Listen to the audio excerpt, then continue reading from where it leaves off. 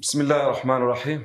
Değerli basın mensupları ve ekran başında bizi izleyen kıymetli vatandaşlarımız, sizleri sevgiyle, muhabbetle selamlıyorum. Bugün partimizin iç ve dış gündeme dair fikirlerini, düşüncelerini paylaşmak adına karşınızdayım. Tabii bugün aynı şekilde Aşura günü, Muharrem ayının 10. günü. Bugün İslam ümmeti için çok önemli, çok kıymetli bir gün. Hz. Adem Aleyhisselam'ın duasının, tövbesinin kabul edildiği gün, aynı şekilde Hz. Musa Aleyhisselam'ın zalimlerden, firavunlardan kurtulduğu gün. Tabii bununla birlikte Kerbela faciasının yaşandığı bir gün. Hz. Hüseyin Aleyhisselam'ın Kerbela'da ailesiyle birlikte, yarenleriyle birlikte zalimlere karşı çıktığı bir dönemde İslam'ın adalet mücadelesini verdiği bir anda şehit olduğu bir gün ve bundan dolayı Müslümanların hüzünlü olduğu bir gündür. Tabii Kerbela faciası sadece Kerbela'da kalmadı.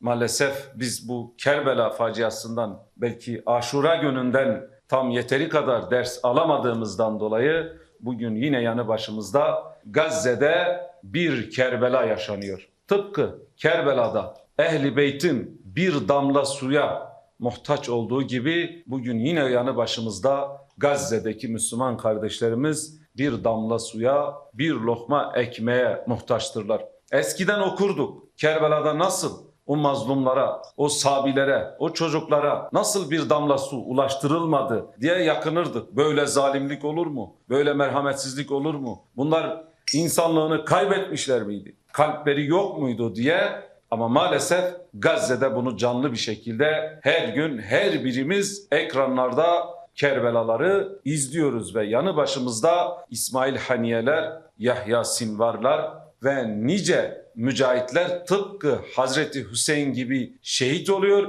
ve Gazze'nin sokaklarında nice Zeynepler her gün feryat ediyor. Bu yönüyle Rabbim bu Aşura gününde ibadet eden tüm kardeşlerimizin ibadetlerini kabul etsin. Aynı şekilde bu Aşura gününden, bu Kerbela'dan ders alıp hesap kitabını yapıp gerçekten muhasebesini yapıp ona göre zalimlerin karşısında durmak, mazlumların yanında olma anlayışını nasip etsin diyorum. Bununla birlikte birkaç iç gündemimiz var. Bugün ekranlarda çağ atlıyoruz diyenlerin reklamlarında hız rekoru kırdığını iddia eden GSM operatörlerinin kırsal mahalleleri yeteri kadar önemsemediğini görüyoruz. İnternet ve iletişim çağındayız. Ancak vatandaşlarımız köylerinde telefon görüşmesi yapmak için hala tepelere, yüksek noktalara tırmanmak zorunda kalıyorlar. GSM operatörlerin yetersiz altyapısı nedeniyle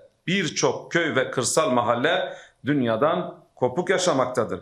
Şebeke ve internet erişimi olmayan bu bölgelerde vatandaşlar acil sağlık durumlarında iletişim sorunu yaşamakta, eğitimde fırsat eşitliğinden yararlanamamakta ve en temel haberleşme ihtiyaçlarını dahi karşılayamamaktadırlar.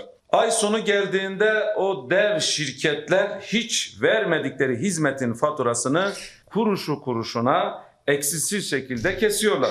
Verilmeyen hizmetin bedeli köylümüzün, çiftçimizin cebinden haksızca tahsil ediliyor. Bu haksızlığın ve adaletsizliğin önüne geçilmelidir diyoruz. GSM şirketlerine ve yetkililerine sesleniyoruz. Formülünüz net, çözümümüz basittir. Adil faturalandırma yapılmalıdır. Kesintisiz hizmet sağlanana kadar şebeke erişimi olmayan bölgelerdeki kesinti süresince ya ücret alınmamalı ya da faturalarda ciddi bir şekilde indirim yapılmalıdır diyoruz. Hizmet veremediğiniz yerde ücret almak ne ahlaka, ne hukuka, ne de sosyal devlet anlayışına sığar.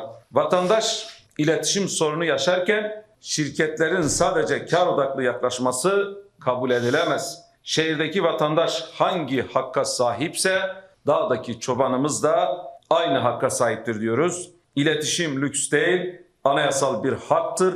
Yetkilileri göreve, operatör şirketlerini ise sorumluluk almaya davet ediyoruz. Diğer bir konu TÜİK verilerine göre Türkiye'de 2025 yılında 193.793 çift boşanmış. Bu boşanma süreçlerinden 191.371 çocuk doğrudan etkilenmiştir. Dolayısıyla boşanma yalnızca eşlerin ayrılması değil, çocukların güven, sevgi ve aidiyet duygularının da sarsılmasına yol açmaktadır. Kur'an-ı Kerim'de aile içi anlaşmazlıkların çözümü için tavsiye edilen aile hakemliği sisteminin hayata geçirilmesi, eşlerin sorunlarının sağlıklı bir zeminde değerlendirilmesine, uzlaşma yollarının bulunmasına ve evliliklerin gereksiz sebeplerle sona ermesinin önlenmesine katkı sağlayacaktır. Bu sistem boşanmanın kaçınılmaz olduğu durumlarda da tarafların ve özellikle çocukların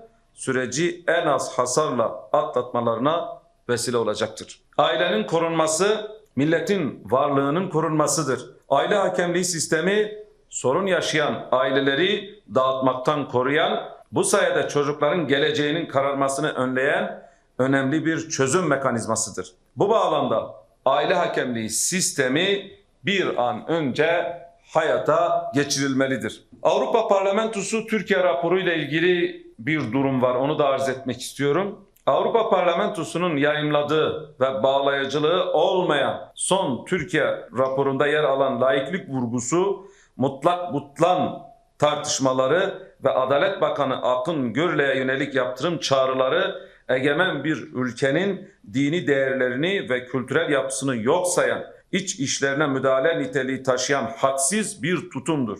Bununla birlikte Kıbrıs sorununda Yunanistan ve Güney Kıbrıs Rum yönetiminin yanında saf tutularak Türkiye hedef alınmıştır. Yıllardır mülteci meselesinde kapıları açıyormuş gibi yapan, ancak Türkiye vatandaşlarının vize süreçlerini dahi engelleyen Avrupa'nın uzun yıllardır sürdürdüğü bu tavrın temelinde Türkiye'nin Müslüman kimliğine yönelik hazımsızlığın yattığı herkesin malumudur. Zira Avrupa Birliği bir Haçlı ittifakı zihniyetiyle hareket etmektedir. Ancak şunu da farkına varılmalıdır ki Türkiye o hiç açılmayacak kapıları zorlamayı çoktan bırakmıştır. Artık Türkiye'nin onlara değil, onların Türkiye'ye ihtiyacı vardır.